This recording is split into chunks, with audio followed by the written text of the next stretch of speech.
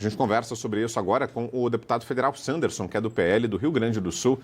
Obrigado, deputado, pela presença aqui e ótima noite. Muito obrigado, eu que agradeço o convite. Vitor, vamos lá, deputado. Sempre um prazer falar com vocês. Prazer é nosso. Queria uma avaliação do senhor, deputado, sobre essa decisão que pegou de surpresa todo mundo político e chama atenção porque é um ministro da Suprema Corte anulando a decisão de mais de 300 parlamentares, que votaram na última madrugada pela manutenção, pela preservação do mandato da deputada Carla Zambelli. Não foi uma decisão de um deputado, não, foi o plenário da Câmara dos Deputados que resolveu pela manutenção do mandato da deputada Zambelli e, agora à noite, o ministro Alexandre de Moraes, numa decisão monocrática, decide pela nulidade da votação e mantém a perda de mandato, mesmo tendo sido o contrário do que foi decidido pela Câmara. Qual a avaliação do senhor sobre esse episódio, deputado? Nós estamos encarando essa decisão como uma espécie de uma ofensa ao Congresso Nacional, ao Parlamento, e ofensa, na minha observação, com a finalidade de constranger os deputados e deputadas, os parlamentares, os representantes do povo. Porque, veja bem, qual é a pressa de decidir uma situação dessa em regime de liminar, em decisão monocrática? A deputada Carla Zambelli nem no Brasil está, aliás, ela está presa na Itália. Então, eu não vejo outra finalidade que não seja de afrontar, de insultar o Congresso, ainda mais vindo deste mesmo ministro Alexandre de Moraes. Não é uma situação isolada. Nós temos presenciado quase que semanalmente decisões que vêm deste ministro Alexandre de Moraes, sempre afrontando, sempre com um viés de constrangimento, de enfrentamento do Poder Legislativo Federal. Isso é péssimo para o Brasil. Ouvi agora, inclusive, de deputados que votaram a favor da cassação do mandato da deputada Carla Zambelli, dizendo, olha, eu votei a favor de cassar o mandato. Agora, essa decisão desse ministro Alexandre de Moraes, em regime monocrático, em regime liminar, é uma decisão que não tem outro objetivo a não ser vilipendiar, ofender, constranger o parlamento. Então, eu tenho certeza que o presidente da Câmara vai tomar alguma medida com o seu jurídico, com a assessoria jurídica, a consultoria e a procuradoria jurídica da Câmara. E eu estava lendo, Vitor, eu fui dar uma lida agora, porque fui confirmar. Eu já tinha lido em outras ocasiões, claro, mas o artigo 55 da Constituição Federal é muito claro, que em caso de sentença criminal transitar julgada, a Câmara ou o Senado, a depender daquele que foi condenado, tem que fazer análise e apreciar e deliberar. Não é automático. E aí eu até cheguei a ler a decisão, 11 laudas da decisão do Alexandre de Moraes, ministro Alexandre de Moraes, dizendo que caberia apenas a homologação ou a confirmação por parte da Câmara. Claro que não. Ele está muito equivocado. Porque se fosse só para homologar, nós não teríamos colocado em votação. Tu vai botar em votação uma situação como essa para, de qualquer maneira, cassar ou interromper o mandato? Claro que não. E é isso que fizemos ontem. Mais de 300 deputados disseram não. Isso não quer dizer que ela não vai responder ou continuar respondendo criminalmente. Agora, ela permanece com o seu mandato, porque quem concedeu o mandato foi o povo brasileiro. Não foi o presidente da República, não foram os deputados federais que concederam o mandato a ela, não foi muito menos qualquer um desses juízes aí da Suprema Corte. E, aliás, a Carla Zambelli teve 1 milhão de votos. Então, 1 milhão de brasileiros concederam o mandato a Carla Zambelli. E esse mandato pode ser perdido quando a própria deputada renuncia ou quando o plenário, só o plenário da Câmara dos Deputados vai lá, reunido, com ampla defesa, com um contraditório, como aconteceu, vota e diz não. Ela não pode mais ter continuidade do seu mandato representativo. Então, Vitor, vindo de quem vem, porque isso tem muito, não é uma situação isolada, vindo de quem vem, alguém que é contumaz, que é, eu diria, reincidente em situações que nós classificamos como situações de abuso de poder, nós estamos aí diante, talvez, do pior deles, ou dos piores, porque foram tantos, né?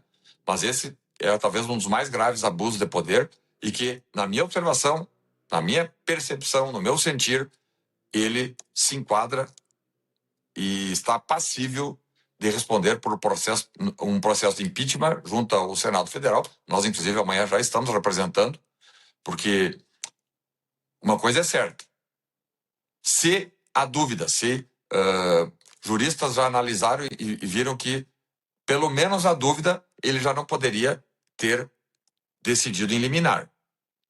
Eu vi que ele marcou para amanhã. Ele já temeroso da situação, ele marcou já, ou melhor, pediu para o presidente da primeira turma já amanhã, 11 da manhã, já colocar em votação. Essa primeira turma nós sabemos o que é. É aquela pantomima, né? A primeira turma é a mesma, aquela que condenou Bolsonaro, Braga Neto e todo mundo. É uma câmara de gás. Estão ali não para cometer justiça, e sim para fazer justiçamento, né? Mas nós estamos bastante atentos. Nós, claro, porque quinta-feira não teve sessão, final da tarde, agora à noite nós fomos sentar para tomar pé, mas nos grupos, por exemplo, do WhatsApp, tem aí vários grupos de deputados, todos, inclusive aqueles que, como eu disse, inclusive alguns que votaram a favor da cassação, indignados, porque nós estamos enxergando isso como uma afronta, uma ofensa, uma tentativa de humilhar, constranger o parlamento brasileiro. E quando um juiz que não tem um voto, quer constranger o parlamento inteiro, ele está agindo como um golpista, como alguém que não tem apreço pela democracia brasileira. Isso é algo que nós não podemos aceitar.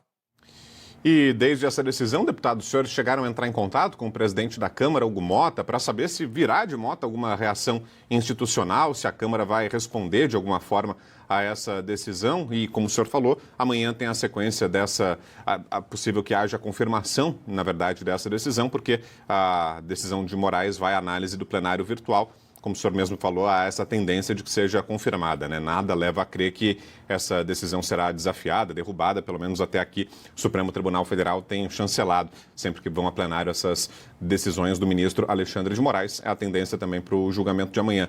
Mas, de toda forma, os senhores chegaram a entrar em contato com o presidente Hugo Motta. Como será que a Câmara vai se posicionar? A Câmara vai se posicionar, já contatamos com o presidente, com a mesa diretora, e agora a consultoria jurídica, primeiramente, né, qualquer tipo de decisão, e eu tenho presenciado algumas situações, o presidente Hugo Motta tem sido bastante parcimonioso. Ele encaminha para a consultoria jurídica, são procuradores, advogados concursados da Câmara, que fazem análise e emitem um parecer com base na Constituição e na lei. E é sobre isso, e é com base nisso, que provavelmente até amanhã, ou sábado ou domingo, pode haver sessão, ainda mais agora no regime virtual, nós podemos ter sessão em qualquer momento, amanhã de tarde, sábado, domingo, segunda, enfim, para nós deliberarmos. O fato é que a situação é gravíssima, sempre vindo do mesmo ministro, do mesmo juiz, esse tal de Alexandre de Moraes. Aliás, se me permitir, Vitor, até posso passar em primeira mão, agora, final da tarde, representei ao PGR, através de um ofício encaminhado pelo meu gabinete, para que o PGR instaure uma investigação para apurar essa questão do escritório da esposa de Alexandre de Moraes, que, segundo consta, teria um contrato de 125 milhões de reais, recebendo 13,6 milhões de reais por mês de prestação de serviços advocatícios para o Banco Master. Então, as circunstâncias todas deixam muito claro que nós precisamos urgentemente fazer um freio de arrumação na República. Está tudo errado, né? Quando o poder ou as autoridades que teriam o dever de garantir direitos,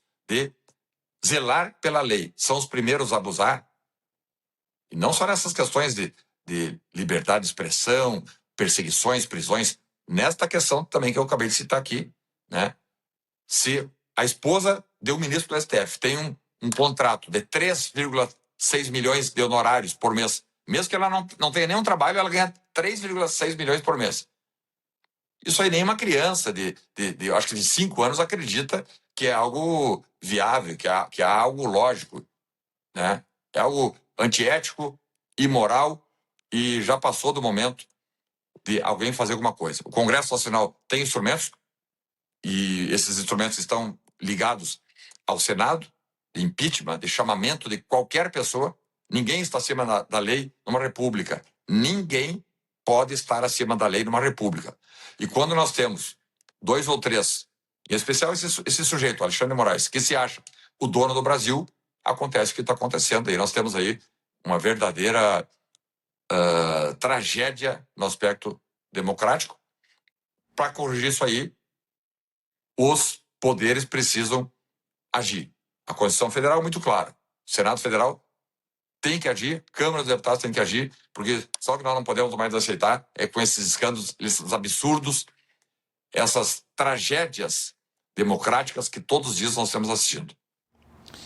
Ok, aí a palavra do deputado federal Sanderson, que é do PL, do Rio Grande do Sul, repercutindo com a gente essa decisão de agora à noite do ministro Alexandre de Moraes, que anulou decisão do plenário da Câmara e decreta a perda do mandato da deputada Carla Zambelli. Obrigado, deputado, pela entrevista e pela presença aqui. Boa noite. Obrigado, Vitor. Um abraço. Um abraço, boa noite.